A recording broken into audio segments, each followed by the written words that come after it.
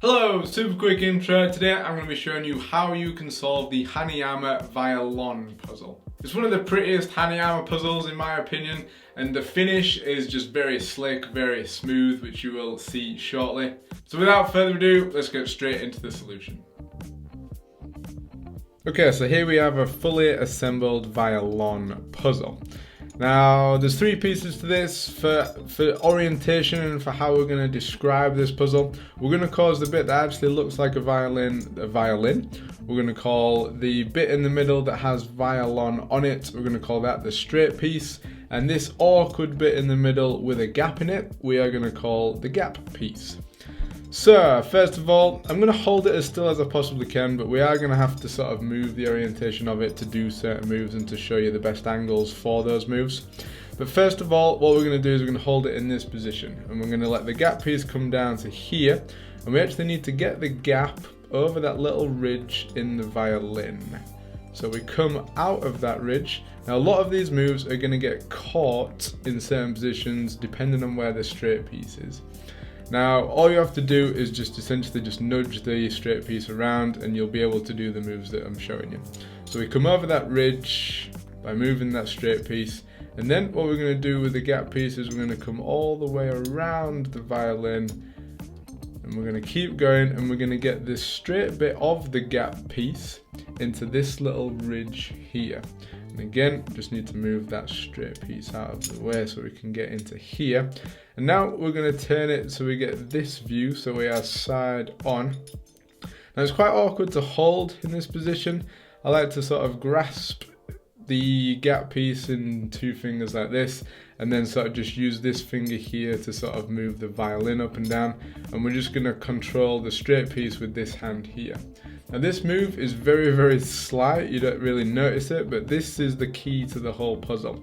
So what we're going to do is we're going to lift this the straight piece over the top of the violin, and all we have to do now is essentially just get it under that gap there, and we've separated that straight piece there.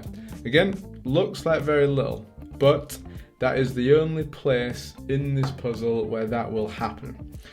So we've separated the straight piece, now we're back to just these two pieces, and all we have to do for this is we bring the gap piece back round, we're going back over that ridge in here, and then we can just take it through the middle, and that is how you separate all three pieces of the violin puzzle. And to put it back together, we are simply going to reverse those positions, or those moves. So first of all, we're going to take the violin, we're going to take the gap piece, we're going to come back through the middle of the violin, and then we're going to bring it back round over that ridge and back round so that the straight bit of the gap piece is in this ridge here. Now again, we're going to turn sideways on. This bit again can be quite fiddly, sort of holding each piece without it sort of moving away or into a different position. Now the orientation of getting this straight piece back on is important. We're going to use the engravings of Violin and Hanayama to make sure we've got it the right way around, because these two ends are slightly different, so we have to be in a position where the Violin engraving is facing up, and that is going to be the side that goes on to or underneath the gap puzzle, the gap piece. So again, it's all about angles. So if you don't get it quite right to start with, we're feeding it through, and then we're coming over the top with the gap piece, and it is as simple as that. Now, you might try certain positions where it just doesn't want to go over.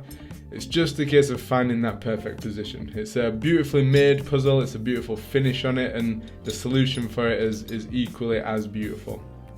Now once we've got all three pieces back together, we need to now bring this gap piece all the way back round and into the middle of the violin, or of the violin piece. So we're coming around. What we don't want to happen is we don't want this straight piece to come over to this side, because it'll lock up and we won't be able to get any further or get where we need to be.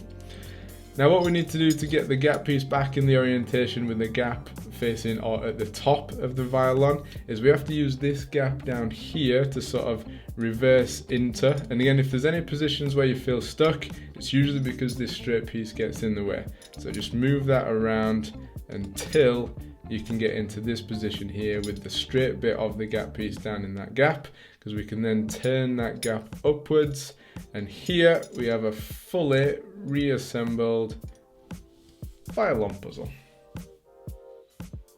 So there we go. That is how you disassemble all 3 pieces of the violin and then reassemble them back in their original form. Hopefully I've made it simple and easy enough for you to follow along to. The 3 pieces can be quite fiddly, especially in that final position. Putting it back together, putting that straight piece back under the gap piece is the hardest move by a long way. And hopefully it's easy enough for you to see how that's done and then do it for yourself. If you still struggle with any part of the violin, please comment below. I will help as much as I possibly can. And thank you very much for being here. If you want to see me solve the violin for the very first time, or if you want to see the step-by-step solutions to any of these other Hanayama puzzles, then click my face here to subscribe, and I will see you next time.